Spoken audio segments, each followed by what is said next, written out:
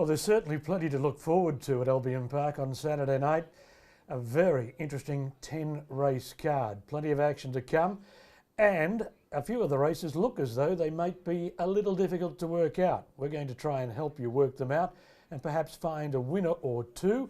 Coming up, we're going to be talking to Leonard Kane and Brendan Barnes. They both have good books of drives on Saturday night.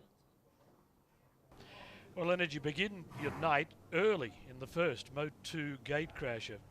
First up from a break, first look at the creek. Yeah, that's right. You know, he's coming off strong Menangle form. The horse races really well. He's very versatile, so it'll be exciting to see how he goes on Saturday night. Like you say, he is first up, so that might, you know, hopefully that doesn't play in the too much of a factor, but I don't think it will. You know, Belinda's always got him spot on when they produce him, so very excited to see how he runs on Saturday night. You mentioned his Sydney form. He was a winner at Menangle in good time, 3 starts back. Yeah, that's right. Yeah, I believe he went 51, sitting behind leader and got up the inside of him late, and was really impressive on that occasion. So a repeat of the same sort of scenario this week would, I think, would nearly be the same result. Okay, a little later in the night, the fourth on the Croupier you're driving falls into the same category. Another having his first look at the creek, and he got around Menangle in 150.9 back in January.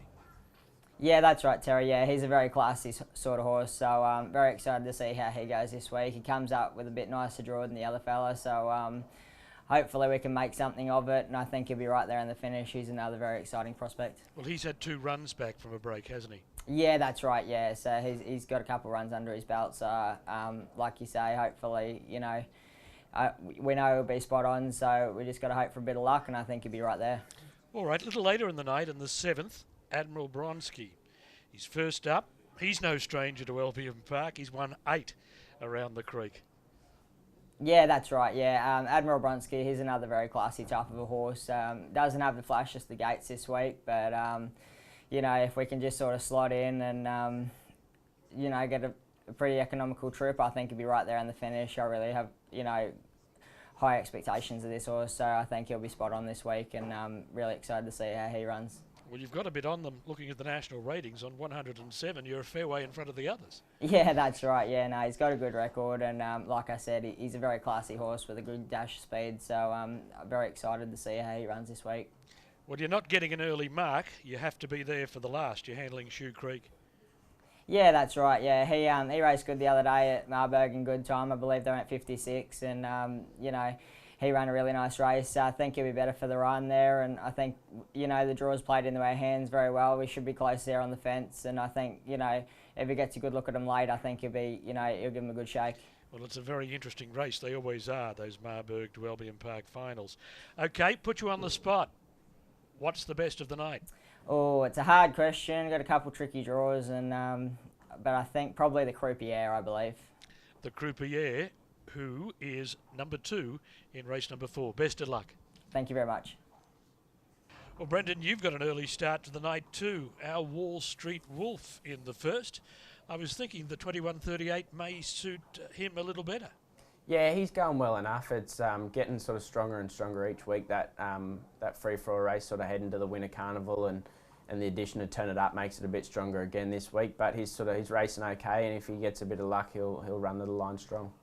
And then we go to race number 2. You don't get much of a rest. Mr. Freeze down at the bottom. You've drawn the outside of the second. He was placed, I think, when you drove him 2 starts ago? Yeah, I got a lot of time for him. We just had a bit of trouble sorting out his hanging sort of pretty bad. If he's off the fence, he hangs in bad. If he's on the fence, he hangs out bad. So we're sort of just trying to sort that out with him, and I sort of think once he sort of... Stop tape, Sam. Sorry. Do you want me to... I did too short. Do you want me to strengthen the first one so that we're still talking about the... Yeah. Sorry, because of the interview, because of the time lapse, I don't look at the screen because you get thrown. So I forgot about the thing. So, okay. Sorry, Brendan. My fault, mate. You're right. One of those little things with television. So we'll start again.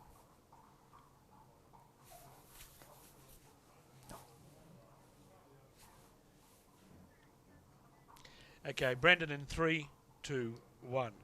Well, Brendan, you have to kick off early. You're handling Our Wall Street Wolf in the first. I did think perhaps the 21.38 may suit him better. Yeah, he's going well. It's getting a bit sort of tricky, that race, getting close to the Winter Carnival. It's getting sort of stronger and stronger each week, and the draw's not ideal for him, so we'll sort of have to drive him pretty quiet. But if he gets a little bit of luck and he's not too far away, he'll run to the line well. Were you happy with the way he finished off over the mile here? Yeah, definitely. He's going really well, and he's sort of only a good draw and a good trip away from probably going pretty close. But sort of it doesn't look like we'll get either of those on Saturday night, but he's going well enough. All right, no rest for the wicked. You're backing up again immediately in the second. Mr. Freeze, he was placed when you drove him 2 starts ago, was it? Yeah, he's a nice little horse, that fella. He's just been hanging sort of, if he's on the fence, he's been hanging out, and if he's been off the fence, he's been hanging in. So we've just been trying to sort of tinker a few things with him, and I think once we probably sort him out, he'll be winning a race pretty soon. And the marbles haven't fallen as well for you in the third with the Pacific Drums.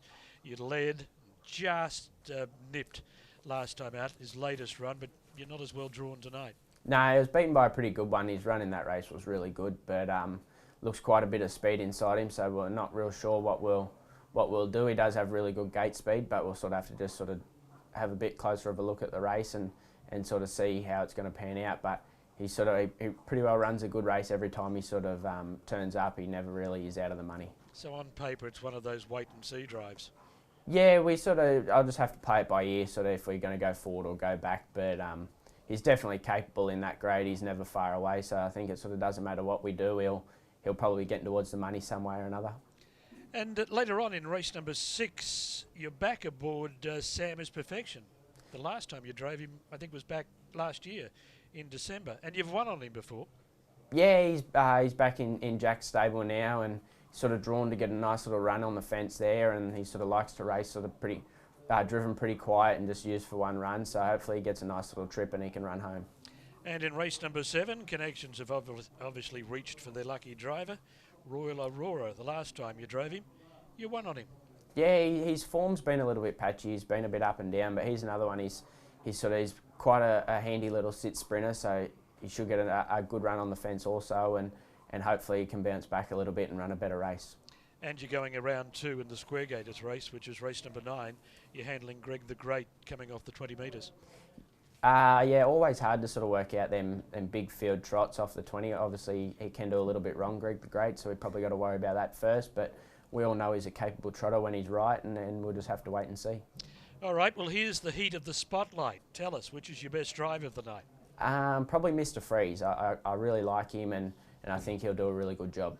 That's race 2, number 11, Mr. Freeze. The very best of luck. Thank you. Cheers. Well, did that help? Certainly hope so. You must have heard a winner there as Leonard and Brendan went through their drives for Saturday night.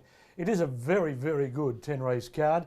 And the first on the program comes up at 8 minutes after 5. The very best of luck.